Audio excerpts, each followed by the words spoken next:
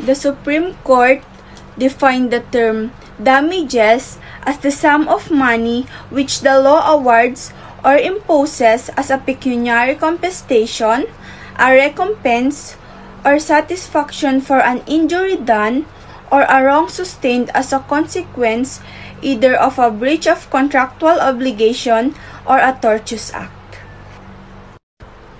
In other words, damages is the remedy of the form of monetary compensation to the harmed party.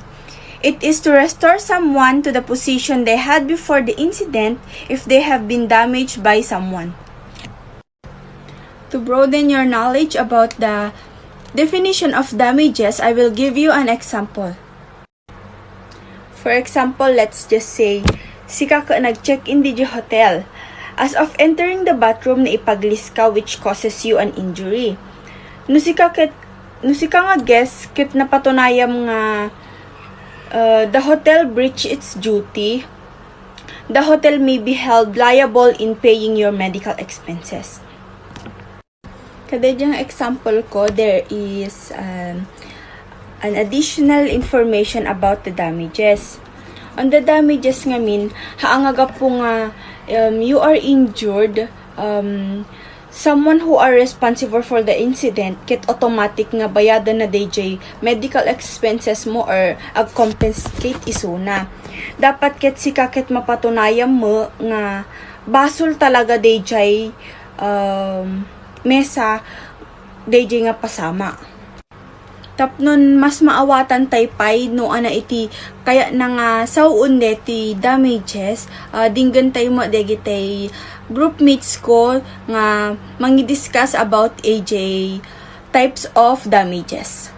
Actual or compensatory refers to the money paid to plaintiff to cover for the damages caused by the defendant. Copyright Infringement Article 2199. Under the Copyright Act of 1976, creators like you are given certain exclusive rights to reproduce and sell your works. When these rights are infringed, you can sue the person who used your work without permission and if successful, be awarded money damages. In this way, copyright law can serve to compensate you for a third party's wrongful infringement of your work. Like for example, you are an illustrator, tapos ipagbiabiyag mo ket by selling or reprinting your artwork. One day, na-discover mo nga adame sa nga tao nga nangala without your permission tay drawings mo or artworks mo. Ngahaan nga nagpakparada, inusar na nga para digijay t-shirts ken posters na. So, DJ nga tao, mabalin mo nga ikaso ken agbayad no kwa isuna. In actual or compensatory, not only copyright. Usually, for medical bills, hospital bills, rehabilitation, and compensation for lost earnings. Like for example, property damages, lost wage, and medical care. For example, the property damages is like a car accident.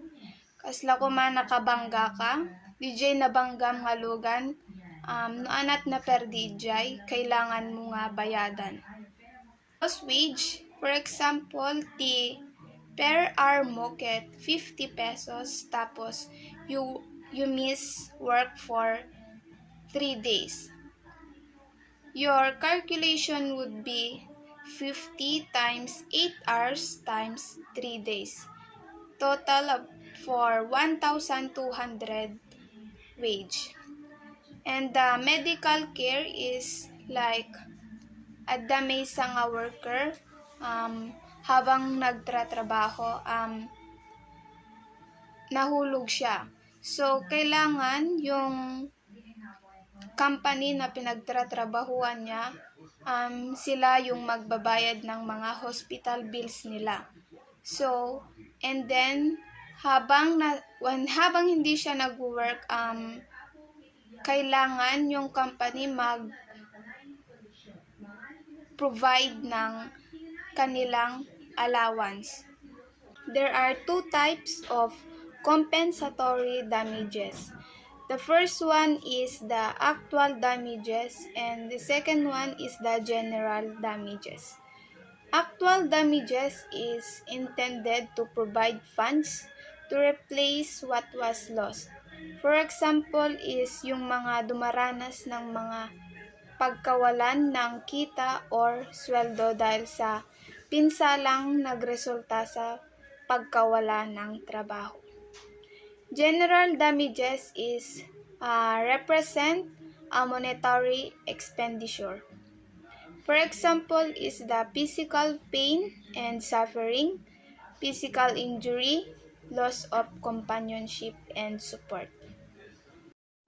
The purpose of the law in awarding actual or compensatory damages is to repair the wrong that has been done, to compensate for the injury inflicted, and not to impose a penalty. Actual or compensatory damages are not dependent on nor graded by the intent with which the wrongful act is done. Moral. Moral comes from Latin word mors. Moral, it includes physical suffering, mental anguish, fright, serious anxiety, burmish repetition, one's feelings, moral shock, humiliation, and similarly injuries. There are things we often say or do that can hurt person feelings. Hurtful remarks can even destroy a person's reputation, and it will take time to heal a one's soul. The example of moral damage is when you point out someone's mistakes in front of everyone and take a video of it and post it on social media that cause him or her feel extremely embarrassed. This is an example of a time when you humiliated him or her. Nominal. Nominal damages is awarded by jurors when a breach of a contract is proven by the plaintiff. But the plaintiff did not really suffer actual damage or cannot prove any actual damage. To be understandable, let me give you an example. Juan slaps Macho in a heated argument. Iji court na ipakita nga ure madidya aramid ni Juan kini Macho. Madi iso na nagsagapa itinakarong pan nakasugat. The court awarded $1 in nominal damage to Macho. Temperate or moderate. It may be recovered when pecuniary loss has been suffered, but the amount cannot. From the nature of case, proven with certainty, pecuniary loss cannot be proved certainly. Article 22-24. Example, despite failure to submit proof of actual damage. And under the example, a party still has the option of claiming temporary damage, which may be allowed in cases where, from the nature of case, definite proof of pecuniary loss. Exemplary or corrective.